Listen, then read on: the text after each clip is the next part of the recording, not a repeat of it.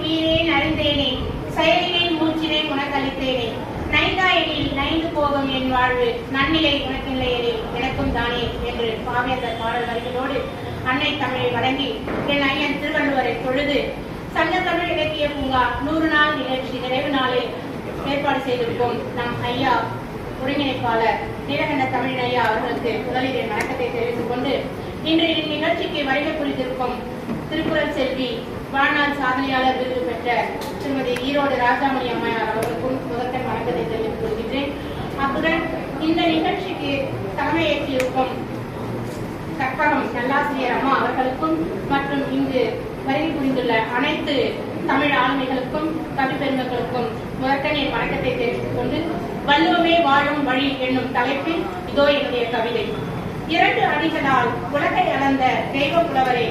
வாழும் வழியை பாங்காய் பறைசாற்றியவரே, சிந்தையதும் உனது சீர்களை சிறப்பாக வாழ்வியல் நெறிமுறைகளை வாகாய் வழிவகுத்தவரே, அனைவரின் போற்றுதலுக்கும் உதாரணமாய் திருக்குறளே,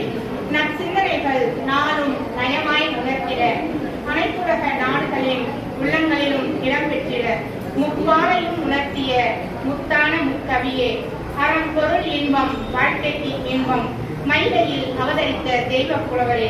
ஆவில் தொடங்கி இன்னில் முடித்து இவ்வுலக உயிர்களுக்கு கடவுளே முதன்மை என்று நீ காட்டாத பாதை இல்லை, செப்பாத பொருள் இல்லை, செப்பனவே செவ்விய கருத்துக்களை செதுக்கியவனே, நீ காட்டும் வழியிலே நாங்கள் புது மலர்களாய் வாழும் வழியே வள்ளுவ பெருந்தகையே, வாழிய வாழியவே என்று கூறி வாய்ப்பு தந்த